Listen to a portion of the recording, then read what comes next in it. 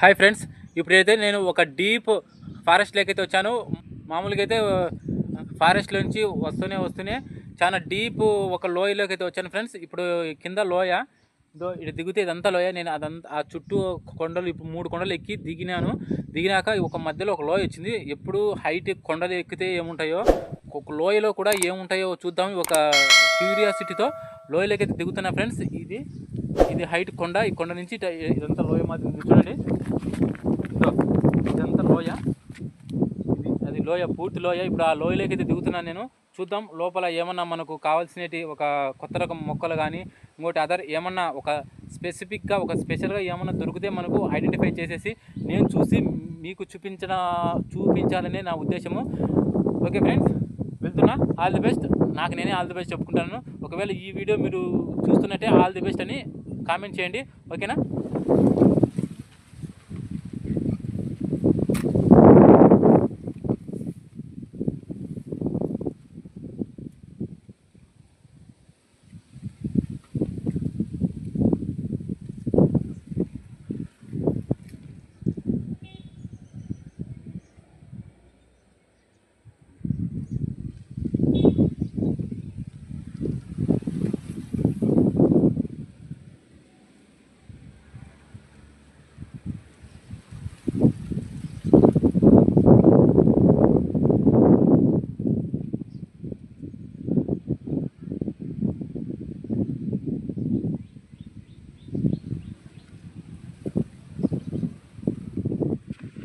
Friends, ఇదైతే చూడండి రాళ్ళు. ఎందుకంటే ఇది లోయ కాబట్టి నీళ్ళు ఏదైనా వర్షానికి అందుకు నీళ్ళు పోయింటాయి.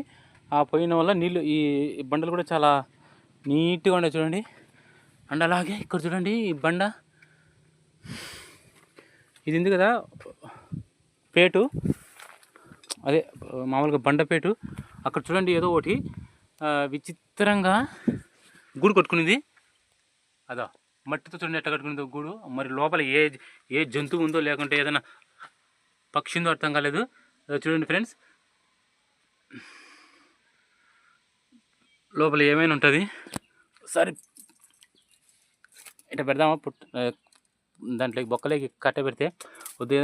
ఒకవేళ ఏదైనా జంతువు ఉంటే చచ్చిపోతుంది, వద్దు పాపం.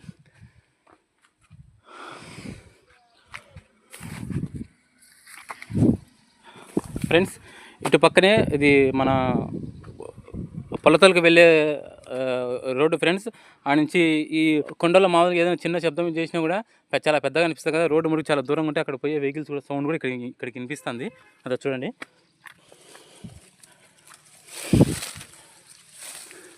ఈ చెట్టు చూడండి ఫ్రెండ్స్ ఎట్లా ఉందా. ఇది వచ్చేసి మర్రి చెట్టు కాదు, జిబి చెట్టు కాదు, మరి ఏం చెట్టు ఇది అయితే నాకైతే అర్థం కాలేదు. దీనికి ఊడలు కూడా చూడండి ఎట్లా ఉన్నాయో. ఊడలు కూడా దిగింది. ఏ ఊడలు, చెట్టు కాయలు కూడా కాసింది ఫ్రెండ్స్. చూడండి చిన్న చిన్న కాయలు కాసింది. ఇదో సన్న సన్న కాయలు అయితే ఉన్నాయి. కానీ ఈ ఓన్లీ అడవుల్లో మాత్రమే ఉండే చెట్లు ఇవి. మన లోకల్గా మన పల్లెల్లో అయితే ఇట్లా చెట్లు అయితే ఉండవు. ఇవి చూడండి ఫ్రెండ్స్, బండలు కూడా ఎంత నల్లగా ఉన్నాయో. సరే కొంచెం కిందికి పదం.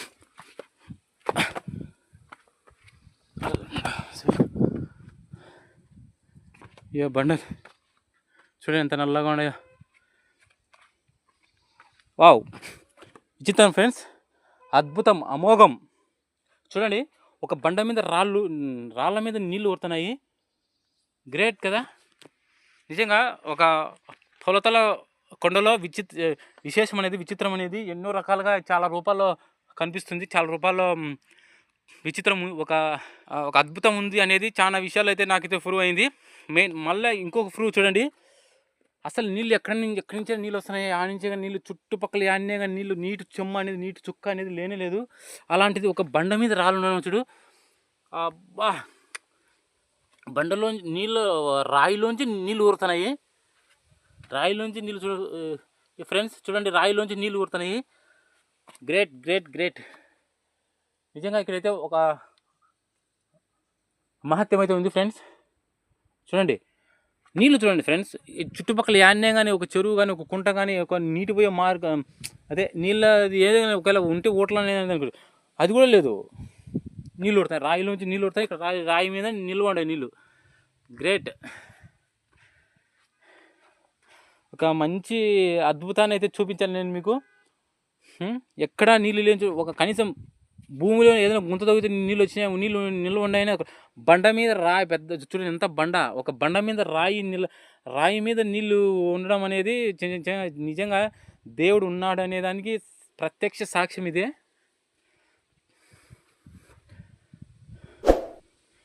ఇక్కడ చూడండి బండ మీద రాయి, ఇది చూడు చిన్న ఒక బండ మీద రాయి నిలబడింది. పెద్ద బండ, ఒక చిన్న బండ మీద పెద్ద రాయి నిలబడింది చూడండి ఫ్రెండ్స్. అబ్బో చూడు ఏమొకరోట ఆ బండ కదిలిందా, ఆ బండ ఆ చిన్న రాయి కదిలింది అనుకో, ఆ బండ కింద పడిపోవాల్సిందే. కానీ అంత దైవంతో కూడిన విషయం కాబట్టి అలాగే సెట్ అయిపోయింది ఇది. నిజంగా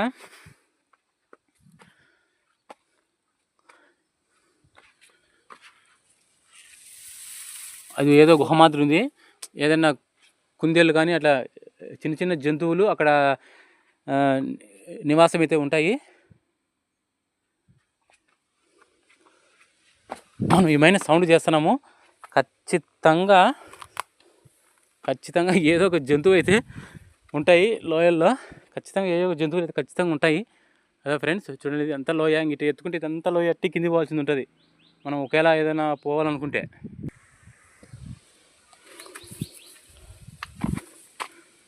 దో ఫ్రెండ్స్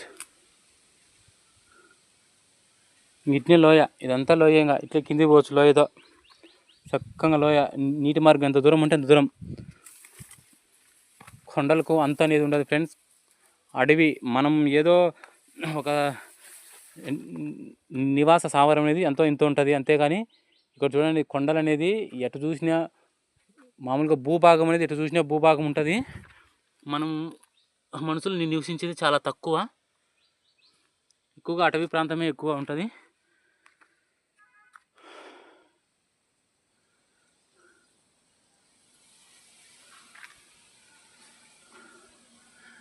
ఫ్రెండ్స్ ఇదంతా గుట్ట, చుట్టూ గుట్టలే, చుట్టూ ఆ గుట్టలోంచి లోయలోకి అయితే వచ్చాను నేను ఇప్పుడు. ఇదే ఫ్రెండ్స్ ఆ పై లోయ నుంచి కిందికి చూసుకుంటూ ఇట్లా వచ్చాను. చాలా విచిత్రమే.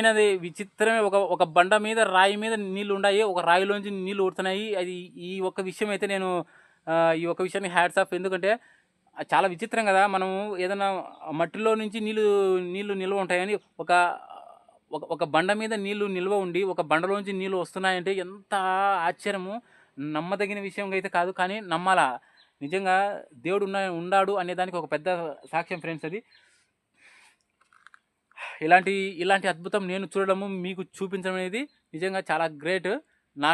నేను అదృష్టం చేసుకున్నాను, లేకపోతే మీకు చూపించడానికి మీరు అదృష్టం చేసుకున్నారు. నా వ్యూవర్స్, నా సబ్స్క్రైబర్ అందరికీ ఈ విషయం నేను మీకు మీకు చూపించేందుకు నాకు చాలా హ్యాపీగా ఉంది.